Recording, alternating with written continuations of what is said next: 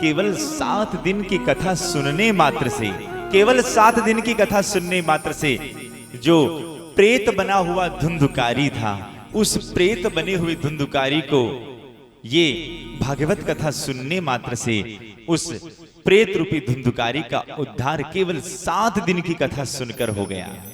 सोचो ना, देखो वो प्रेत था, उसका उद्धार हो गया। हम भगवान के दिव्य और सबसे अच्छे जीव है, मानव है, और वो भी ऐसी कथा को ऐसे प्रांगण में सुन रहे हैं, तो क्या ठाकुर जी हमारा उद्धार नहीं करेंगे? पर एक हम आपको बात बताएं, यहां संदेह हो सकता है कि उस प्रेत बने हुए धुंधुकारी ने कोई भी ऐसा काम नहीं किया, कोई भी ऐसा कोई पुण्य का काम नहीं किया जिससे उसके जीवन में भागवत आ जाए।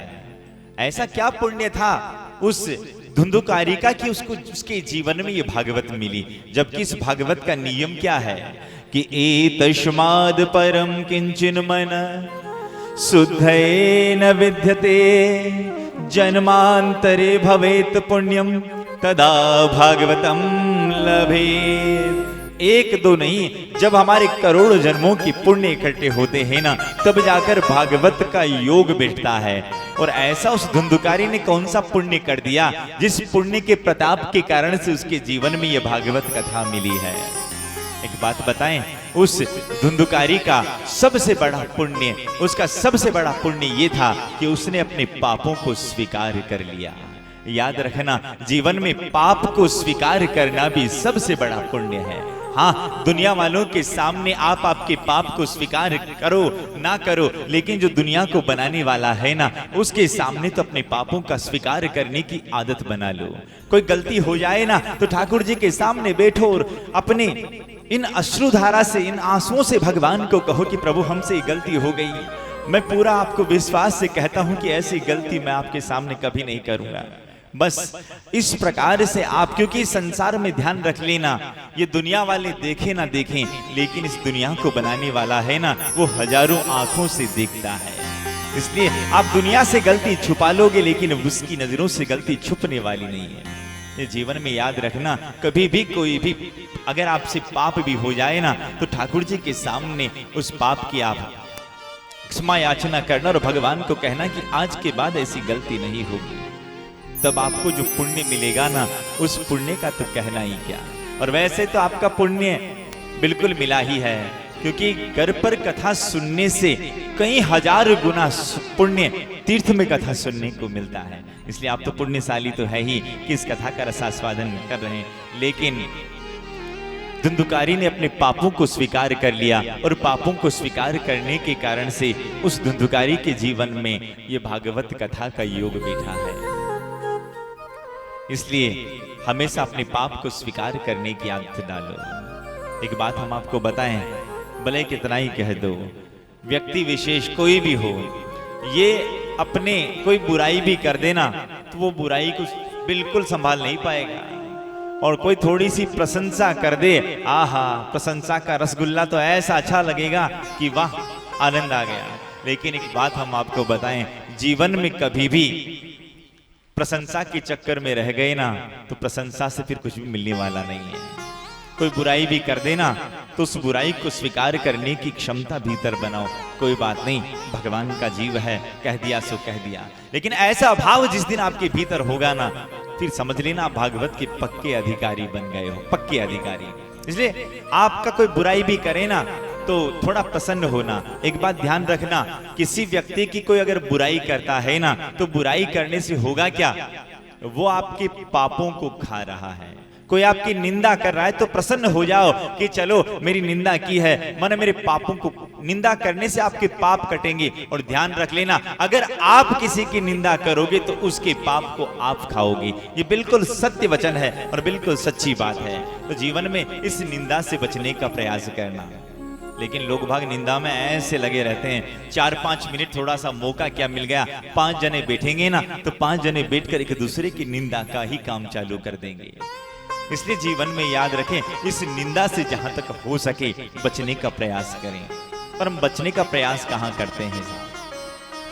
एक बार कोई संत महात्मा किसी के घर के बाहर भिक्षा के लिए गए। और जब भिक्षा के लिए गए ना, तो भीतर से वो व्यक्ति ऐसा था कि संत का अपमान करते हुए भीतर चारा रखा हुआ था और वो चारा ले जाकर संत की झोली में डाल दिया।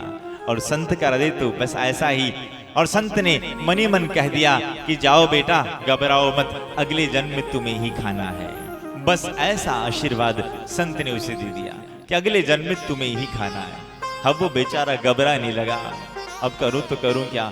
बस योग से उन्हीं संत महात्मा के सामने से, उनके आश्रम के पास से निकला ना, तो आसपास खूब चारा ही चारा था आश्रम के चारों तरफ। सीधा गया और संत महंत, संत भगवान के सामने जाकर कहा, अरे गुरुवर, ये आपके आसपास इतना चारा कैसे हो गया, कारण क्या है?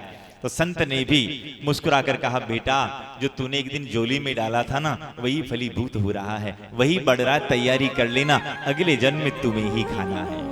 बस इस प्रकार से जो ही कहा कि अगले जन्म में तुम्हें ही खाना है, वो जो व्यक्ति था बस संत के चरणों में गिर पड़ा। और संत के चरणों में गिरने के बाद कहने लगा, गुरुदेव, कोई ऐसा उपचार बता दो, कोई ऐसा उपाय बता दो गुरुदेव, जिसके कारण से मुझे कैसे भी हो जाए, मुझे कैसे भी ये चारा ना खाना पड़े। अब जब खूब अनुनय विनय किया ना, तब संत प्रसन्न हो गए और कहा, बेटा, बस इसका एक उपाय है। कहा कि क्या? इसका उपाय एक है, और वो सबसे बड़ा उपाय ये कि कोई ऐसा काम करना चालू कर दो जिसके कारण से लोग तुम्हारी निंदा करना चालू कर दे। कोई ऐसा उपाय करो कि लोग तुम्हारी निंदा करना चालू कर दे। अब उसने सोचा कि करूं तो करूं क्या। अब निंदा के लिए उसने मन में विचार बनाया। अब योग से हुआ ये कि उसकी जो भाभी थी वो विधवा थी। अब उसने एक काम किया, भाभी तो सोती थी कमरे में, अब वो बरामदे में जाकर सोने लगा और सुबह उठकर सब लोगों के सामने उस बरामदे से निकल कर जाता। धीरे धीरे एक व्यक्ति ने निंदा करना चालू किया, फिर दूसरे ने, फिर तीसरे ने, चौथे ने, पूरे के पूरे गांव वाले निंदा करने लगे, अरे फलाना आदमी कितना ऐसा हो गया है कि अरे। बस इस प्रकार से जब सबने निंदा की ना, तब जाकर कुछ महीने निकले, और महीने निकले तो सीधा पहुंचा गुरुदेव के पास। सारा का सारा चारा साफ था, केवल हल्का सा चारा लगा हुआ था, केवल हल्का सा, थोड़ा सा चारा। तो गुरुदेव के पास जाकर कहने लगा, गुरुदेव, गुरुदेव, ये क्या हुआ? सारा चारा साफ हो गया, पर इतना सा क्यों बचा हुआ है गुरुदेव? गुरुदेव ने मुस्कुराकर कहा, लाला, इस जगत ने तेरी निंदा की है, पर मैंने तेरी निंदा नहीं की है, इसलिए इतना तो तुम्हें खाना ही पड़ेगा। भाव से बोलो ना एक बार। तो निंदा करने से होगा क्या? निंदा करने से आप जिसकी निंदा कर रहे हो, आप उसका पाप खा रहे हो, ध्यान रख लेना। और कोई आपकी निंदा कर रहा है तो प्रसन्न हो जाओ, और प्रसन्न होकर एक ही बात बनाओ कि चलो कोई बात नहीं, भगवान की कृपा से अपना पाप उसके हवाले। तो इसलिए निंदा करो मत, और हो जाए तो प्रसन्न हो जाओ, ऐसा जीवन में। लेकिन होता क्या है, बुराई का गोबर कोई खाना नहीं चाहता है साहब। कोई थोड़ी सी बुराई कर दे तो इतना भभक उठेंगे कि राम राम ऐसा, और कोई अगर थोड़ी सी प्रशंसा क्या कर दे, ऐसे फूल जाएंगे कि कहना ही क्या। ये प्रशंसा तो ऐसी है कि कोई इस प्रशंसा से बच नहीं पाता है। इस प्रशंसा के चक्कर में ऐसे लगे रहते हैं, ऐसे लगे रहते हैं कि कहना ही क्या। एक बड़ा अच्छा एक मूर्तिकार था, बड़ा अच्छा, इतनी अच्छी अच्छी मूर्तियां बनाता। अब उस मूर्तिकार को पता चला कि मैं कुछ दिनों में मरने वाला हूं। किसी ज्योतिषी के द्वारा पता चला कि मैं मरने वाला हूं। अब उसने मनी मन सोचा कि अरे राम राम, मैं मरने वाला हूं तो करूं क्या।